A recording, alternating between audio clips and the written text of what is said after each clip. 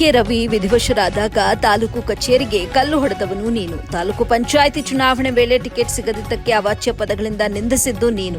ನಮ್ಮ ನಾಯಕ ಎಂದು ಈಗ ಬೇಳೆ ಬೇಯಿಸಿಕೊಳ್ತಾ ಇದೆಯಾ ಎಂದು ಹರೀಶ್ ವಿರುದ್ಧ ಕರ್ನಾಟಕ ಜನನೀಯ ವೇದಿಕೆ ರಾಜ್ಯಾಧ್ಯಕ್ಷರಾದ ಕೋರಮಂಗಲ್ ಗಂಗಾಧರ್ ರವರು ಪ್ರಹಾರ ನಡೆಸಿದ ಘಟನೆ ನಡೆಯಿತು. ಬಂಗಾರಪೇಟೆ ನಗರದ ಡಾಕ್ಟರ್ ಬಿಆರ್ ಅಂಬೇಡ್ಕರ್ ಪುತ್ಥಳಿ ಮುಂಭಾಗ ಸುದ್ದಿಗಾರರೊಂದಿಗೆ ಮಾತನಾಡಿದ ಅವರು, 5-6 ದಿನಗಳ ಹಿಂದೆ ಇದೇ ಸ್ಥಳದಲ್ಲಿ ಹಿರಿಯ ಪತ್ರಕರ್ತರಾದ ವಿ ಶಿವಾರೆಡ್ಡಿ ಅವರನ್ನ ನಮ್ಮ ವೇದಿಕೆಯ ರಾಜ್ಯ ಪ್ರಚಾರ ಸಮಿತಿ ಅಧ್ಯಕ್ಷರನ್ನಾಗಿ ನೇಮಕ ಮಾಡುವ ವೇಳೆ ಯಾವುದೇ ವ್ಯಕ್ತಿಯ ಹೆಸರು ಹೇಳದೆ ವ್ಯವಸ್ಥೆ ವಿರುದ್ಧ ಪ್ರಶ್ನೆ ಮಾಡಿದ್ದೆ.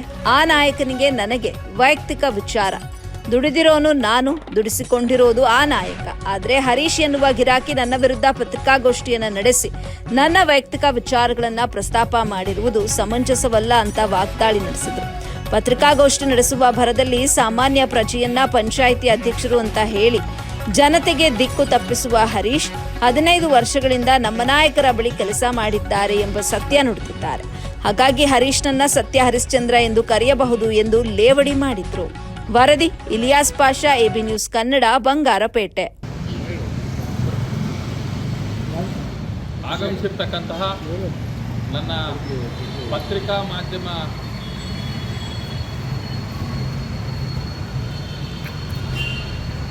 ಮಾಧ್ಯಮದವರಿಗೆ ನಮ್ಮ ಸಂಘಟನೆ ಪರವಾಗಿ ನನ್ನ ನಮಸ್ಕಾರಗಳನ್ನು ತಿಳಿಸುತ್ತಾ, ಈ ದಿನದ ಪತ್ರಿಕಾ ಹೇಳಿಕೆ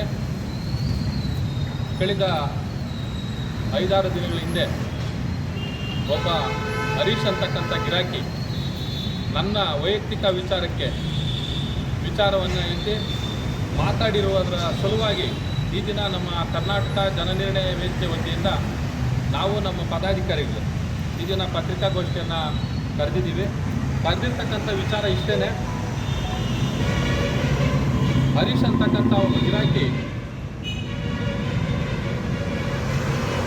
ಪತ್ರಿಕಾ ಮಾಧ್ಯಮ ಮುಖಾಂತರ ಅವರ ಪರಿಚಯ ಮಾಡ್ಕೊಳ್ಳೋಂಥ ಸಂದರ್ಭದಲ್ಲಿ ಪ್ರಾರಂಭದಲ್ಲೇ ಪತ್ರಿಕೆ ಮಾಧ್ಯಮದವರಿಗೆ ದಿಕ್ಕು ತಪ್ಪಿಸ್ತಕ್ಕಂಥ ಕೆಲಸ ಮಾಡ್ತಾನೆ. ಯಾವ ರೀತಿ ಅಂತಂದರೆ, ತನ್ನ ಅಕ್ಕಪಕ್ಕ ಕೂತ್ಕೊಂಡಿದ್ದಂಥವ್ರು 5 ವರ್ಷಗಳ ತನಕ ನಾನು ಕಟ್ಟಂಥದ್ದೆಲ್ಲವೂ ಸಹ ಬಡ್ಡಿಗೆ ಹೋಗ್ತದೆ. ತದನಂತರ ನಾನು ಆ ಸಾಲವನ್ನು ಮನೆ ಕ್ಲಿಯರ್ ಮಾಡ್ತೀನಿ, ಸಾಲ ತೀರುವಳಿ ಸಹ ಮಾಡಿರ್ತೀನಿ. ನನಗೆ ಯಾವುದೇ ರೀತಿ ಮನೆ ಬಂದಿಲ್ಲ, ನಾನು ಸಾಲ ಮಾಡಿ ಕಟ್ಟಿರ್ತೀನಿ. ಹಾಗಾಗಿ ತಮ್ಮ ಗಮನಕ್ಕೆ ಮಾಹಿತಿಯನ್ನು ಕೊಡ್ತಾ ಇದ್ದೀನಿ. ತದನಂತರ ಮತ್ತೊಂದು ಮಾತನ್ನು ಹೇಳ್ತಾರೆ,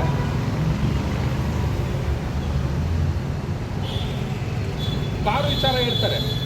ಕಾರು ಏನಪ್ಪ ಅಂತಂದರೆ, ಚುನಾವಣಾ ಪ್ರಚಾರದಲ್ಲಿ ನಾನು ಆ ಕಾರಲ್ಲಿ ಇಡೀ ಕ್ಷೇತ್ರ ಸುತ್ತಿರೋದು, ಇಡೀ ಜನಕ್ಕೆ ಗೊತ್ತಿರೋಂಥದ್ದು, ಜಗಜ್ಜಾಹೀರಾಗಿರ್ತಕ್ಕಂಥದ್ದು ಶತಸಿದ್ಧ.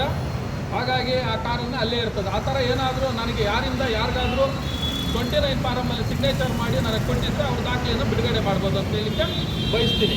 ಇದ್ರ ಮಧ್ಯದಲ್ಲಿ ವಿಚಾರ ಏನಪ್ಪ ಅಂದರೆ, ನೀನು RTI ಕಾರ್ಯಕರ್ತ ಅಂತ ಹೇಳ್ತಾರೆ. ನಾನು RTI ಕಾರ್ಯಕರ್ತ ಅಂತಂದರೆ ಸಂವಿಧಾನದಡಿ